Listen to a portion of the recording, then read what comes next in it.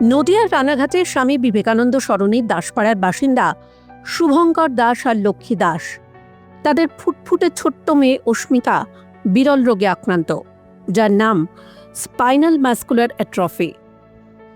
এই রোগ উপশমের জন্য যে ইনজেকশন বা চিকিৎসার প্রয়োজন তা অত্যন্ত ব্যয়সাধ্য, যা এই ধরনের মধ্যবিত্ত পরিবারের একেবারে অসাধ্য। ইতিমধ্যেই শুভঙ্কর এবং লক্ষ্মী তাদের মেয়ের চিকিৎসার জন্য অর্থ জোগাড় করতে সকলের কাছেই আবেদন জানিয়েছিলেন, ক্রাউড ফান্ডিংও করেছেন।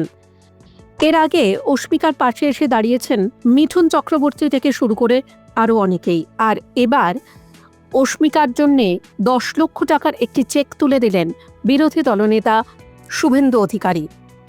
এবং সাধারণ মানুষকেও ছোট্ট অস্মিকার পাশে দাঁড়ানোর পরামর্শ দিলেন শুভেন্দুবাবু। তিনি বলেন, আমি শুভেন্দু অধিকারী। আমার আজকে অন্য কোনো পরিচয় নেই। মানুষের শব্দটার মধ্যে যার আছে তাকেই মানুষ বলা। আমি একজন সংবেদনশীল মানুষ হিসেবে এখানে এসেছি। এর আগে আমি বারাসাতে একটা অনুষ্ঠান থেকে আপিল করেছিলাম, তখন 16 কোটি টাকা পর্যন্ত বাজেট লাগবে বলে পরিবারের পক্ষ থেকে বলা হয়েছিল। এখন 9 কোটি 40 লক্ষ টাকা মোট লাগবে এবং সময় খুব কম।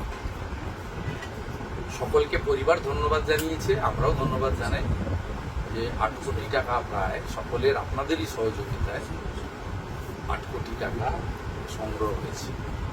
আরও 1 কোটি 40 লক্ষ টাকা লাগবে। আমি একজন বিধায়ক এবং বিরোধী দলনেতা।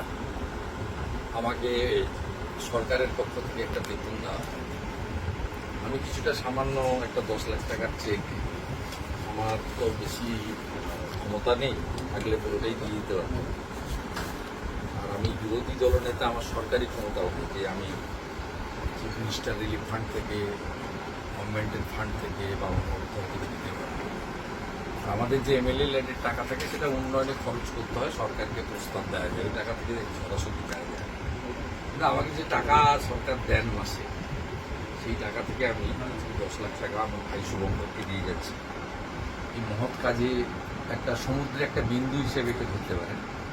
আরও 1 কোটি 50 বাকি থাকবে। সবার কাছে অনুরোধ, যেভাবে 8 কোটি 10 লক্ষ টাকা সংগ্রহ হলো, আপনারা এগিয়ে আসুন। এর উজ্জ্বল ভবিষ্যৎ আছে, একে আমরা চাই আমাদের থেকে।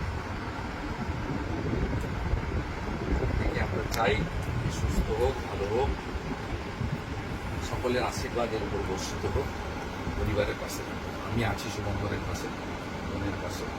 ভবিষ্যতে আমার আপিল সবার কাছে, যারা বাংলা বুঝেন, বাংলা জানেন, তাদের সবার কাছে, এবং পশ্চিমবঙ্গে যারা বসবাস করেন বা যারা আমাকে দেখছেন, শুনছেন, আমার কথা পাচ্ছেন, সবার প্লিজ হেল্প মিস্টার শুভঙ্কর।